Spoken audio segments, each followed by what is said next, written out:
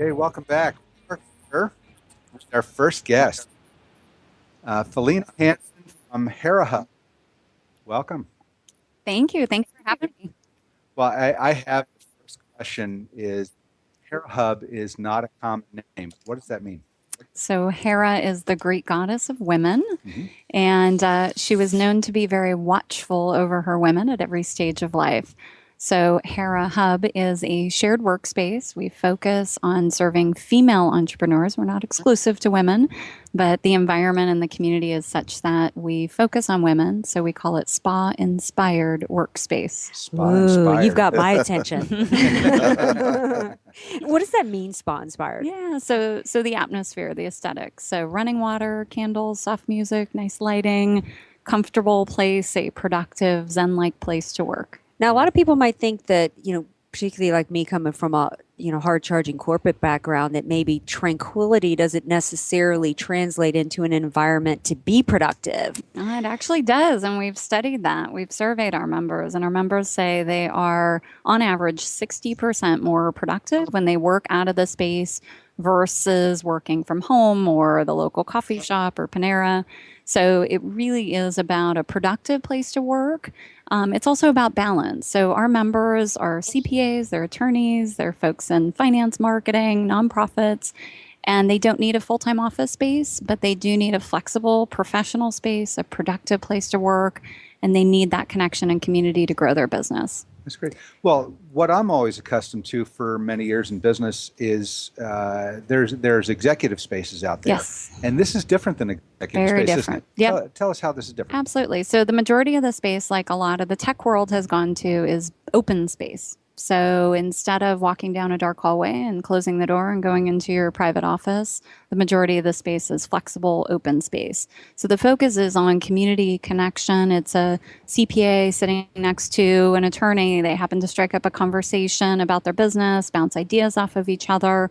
Ultimately, our members often end up doing business with other members, just as part of that community building. We do business with people we know, like, and trust, and that's really part of it. And it's a feminine trait to some extent to really be focused on community, but not always. Again, we're open to men too. Do you think that the coworker space lends itself to the women in business, or is it just what you focused on? No, yeah, there's about 3,000 co-working spaces across the United States like this that take this membership flexible model. Most of them are tech focused though, and it's grown out of the tech community over the last 6 years, which makes sense because that's really a mobile way to work. We're working off of laptops and iPads now, and we can work whenever, wherever. So I took that model. It's a great, great model, but for myself, it wasn't an environment I was super excited to work in. Concrete floors and rock music screaming in the background and a bunch of folks programming. It's great, and that's a great business model, but I was looking to serve a different market. And it does fit well within female entrepreneurship specifically because we're natural collaborators. We like to build community. And it really speaks to the trends we mentioned in your opening. San Diego being an entrepreneurial city, and specifically for women, we have been consistently rated in Forbes magazine, for example, as one of the top cities for female entrepreneurs. And national stats show women are starting businesses twice as fast as men. They're sometimes different types of businesses, though. They may not be the business that you're going to grow and get VC money and sell in 5 years. They're businesses that are sustaining families and communities. And so that's an important statistic. And the other big prediction that really drives the co-working world, there's a prediction that 60% of the knowledge-based workforce will be independent by 2020. Wow. So that's freelancers, that's contractors, that's entrepreneurs. That's national. That's national. Yeah. That's national. And when you really start to look, companies need to be agile. They need to be able to reach new markets. They need to be able to pivot quickly. And when you have a workforce of 36,000 full-time employees, it's hard to pivot. It's hard to make those new market entry decisions. So more companies are going to flex. Right. And to me, this also speaks to the concept of taking control over your professional lives, because it's not like in the old days where somebody would come out of high school, get the job in the mailroom, work for 50, 60 years at the company, working their way up and leave with a watch and a pension. Exactly. There's no such thing as job security anymore. So, this provides, today it's about people, taking control of their destiny and the American dream and starting their own business. And you provide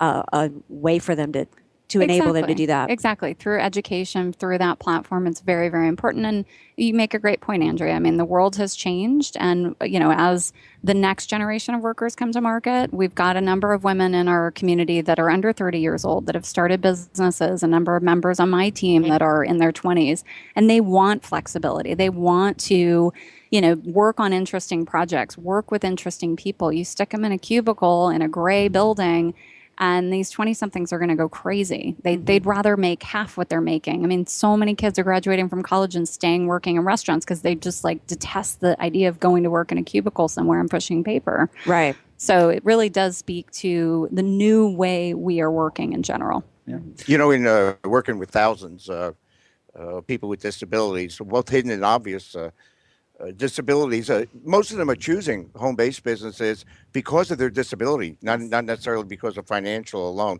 such as those PTSD and other mental illnesses. Yes. And the work environment, really be productive, you have to go belly button to belly button with people. And working at home is fine. It's you can make some money, and some do very well at working at home, but getting out is critical. And being in a stress-free or stress-neutral environment is so beneficial. As you mentioned, productivity increases with less stress and comfort, and there's just something about it. It's not that they produce more per hour; it's that they're working more hours than running away from it. Exactly. And just having great. balance. I mean, imagine for folks that work at home, you're always on when you work at home, literally. And so to be able to have that balance of at least one day a week of a place to go where you can have that balance in your life and have the resources that you need to really grow your business, it's so important.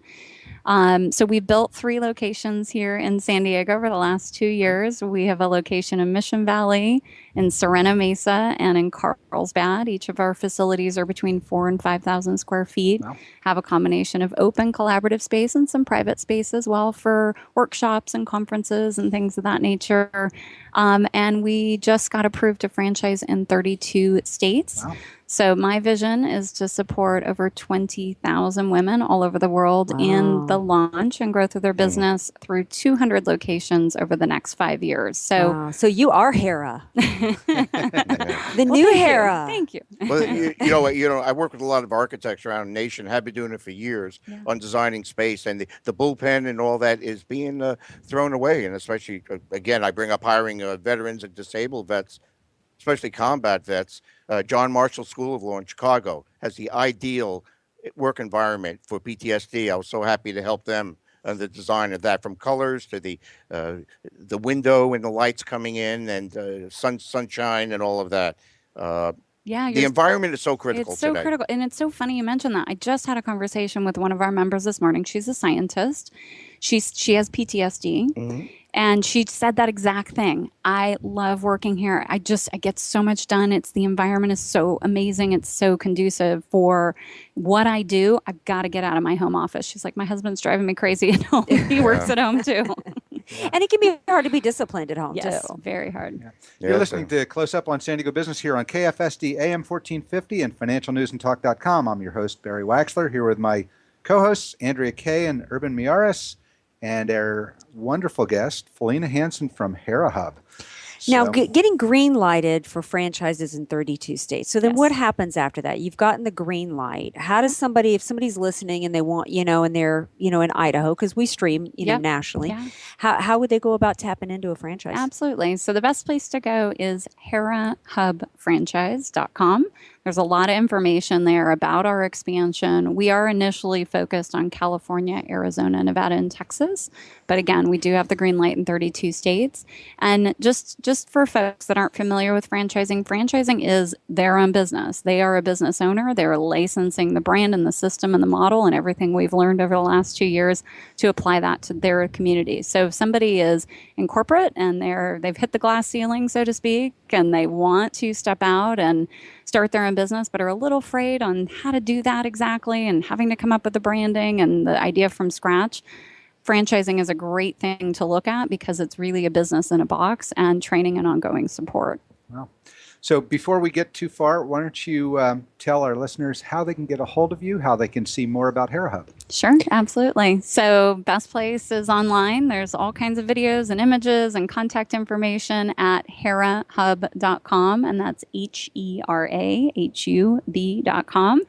And my contact information is there, the team, more information about our locations and our expansion.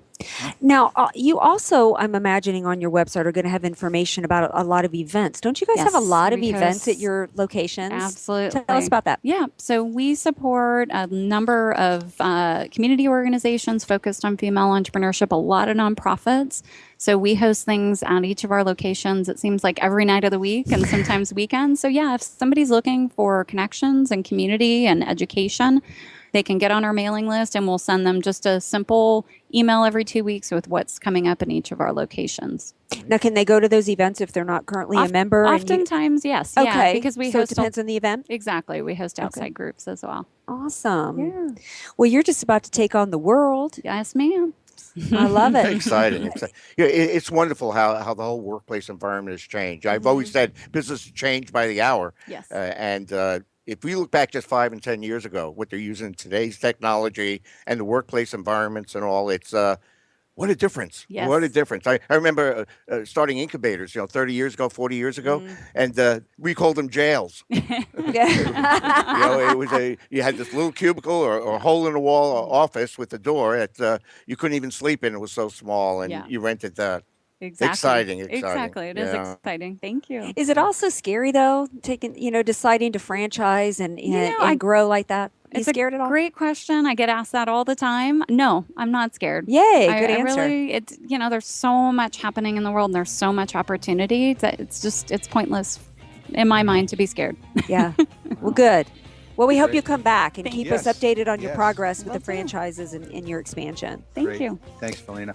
You're listening to Close Up on San Diego Business, where we get up close and personal with homegrown San Diego businesses and the people that are working to make a difference in our community. This is financialnewsandtalk.com. I'm your host, Barry Waxler. We'll be right back after the break with more homegrown business Close Up and our interview with Matt Garrett from TGG Accounting. Who knew accounting could be so fun? Ah. It will be. Is that right? Yeah. Don't tell me that April 15th. I don't want to hear it.